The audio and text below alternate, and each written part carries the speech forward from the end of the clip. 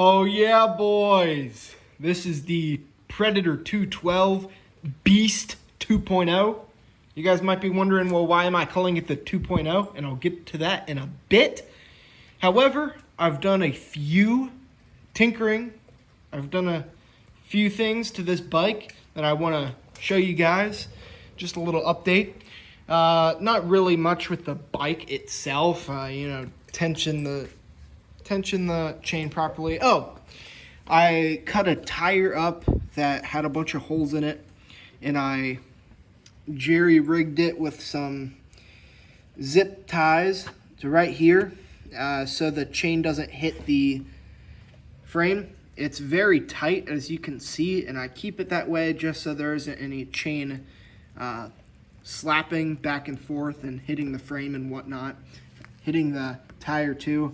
But this is by far the weakest link of the entire frame, and so if the chain is hitting up against that, it's just going to make it weaker. And I really don't want to make this frame any weaker than it already is, especially with this beast of an engine. So I put that on there, and as you can see, it's working. So that's good. That's very good. The other thing, I put a new crush washer on the spark plug, and that runs a lot better. That works a lot better. Before, I think it was leaking a little bit around there. So that's pretty good. I fixed the muffler. As you can see, it's pretty jerry-rigged up there, but it works. It seals properly. Works good. I did have just a rubber piece, actually from an intake, the same thing that I'm using right there, and it was half melted and it wasn't sealing good. So doing this, it seals almost perfectly, and it runs better and sounds better too. So that's fantastic. I also fixed an air leak. There was an air leak between these two and the intake. So that's good. Replaced both of those gaskets, and it seems to run much better. Idles better and all that good stuff. However, why am I calling it the 2.0? You might ask. Well, here's the major thing I've done to this bike just in the past few hours. This baby is running alcohol. It's not really alcohol. I'm running E85, which is 85% alcohol, more or less. 85% ethanol, which is a corn-based alcohol. Burns really quickly and all that good stuff. Really, a lot of people say, oh, you got to run E85 in a specified tank, specified carburetor, specified engine components, all that good stuff. It's been more or less debunked at this point. Go check out Project Farm and Build Break Fix. They both have run E85 through their engines extended amounts of time, and it seems to run fine. However, you do have to do a few alterations to your engine to make it run pretty good with E85. What I had to do first was upjet the ever-living life out of the carburetor. Not really. I just had to upjet it a little bit. I went from a 15 pilot jet to a 20 pilot jet, and the main jet I went from 120 to 150, so pretty significant. And then I also advanced the ignition timing, not really because I'm running E85, but just because there's performance gains with that, and it was pretty much free. Now, I do notice that with running E85, this thing has a ton more kick to it, so that's pretty cool. I haven't test driven it yet because I don't know if you can tell, it's been raining for like 2 days.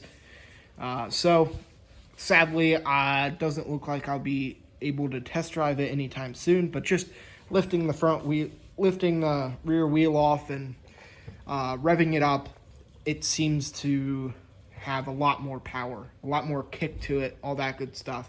It had quite a bit more kick once I advanced the timing, and then once I did the E85 tune, this thing is a beast now. So that's why I'm calling it the 2.0. That's pretty much how I set it up to run E85, and it runs actually smoother than before when it was just running on 87 pump gas. However, there's advantages and disadvantages of E85, and I think there's only a few disadvantages. One is it's not widely available. There's only a select few pumps in your area, at least in my area, that have E85 or flex fuel. The other thing is that, well, I don't know. I don't know if this is a disadvantage. It might be on some of your engines, but it runs significantly cooler than, like, say 87 or 93 pump gas.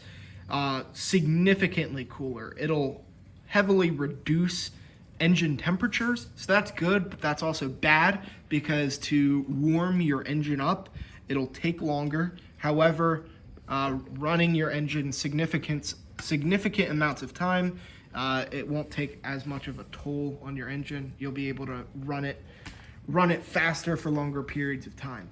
The only other issue, however, is E85 is much less fuel efficient for the most part. I haven't really tested this theory yet. I don't really keep track of fuel efficiency and whatnot.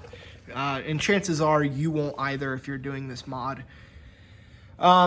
Advantages are a good amount more power. Throttle response is much better. It actually cleans the engine while it burns. Yeah, that's pretty much it. However, I do have to share with you guys a little bit about E85. For one, it's actually part, like, unit to unit.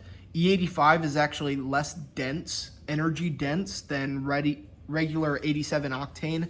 However, because it requires more fuel per volume of air, you can actually cram a ton more fuel in there, resulting in a good bit more energy charge in your engine for the same amount of air. So that also means more power in the long run. So that's pretty cool. And that pretty much means that if you're running E85, it'll make a noticeable difference with a stock engine. However, once you start doing modifications, it'll drastically increase power. We're talking a lot of power. So definitely check it out. I don't recommend this for everybody, and I'll make an update on how the engine's running, all the conditions and everything once I actually test ride it. But for now, it's pretty cool, pretty cost-effective upgrade, and I look forward to seeing this bike in action.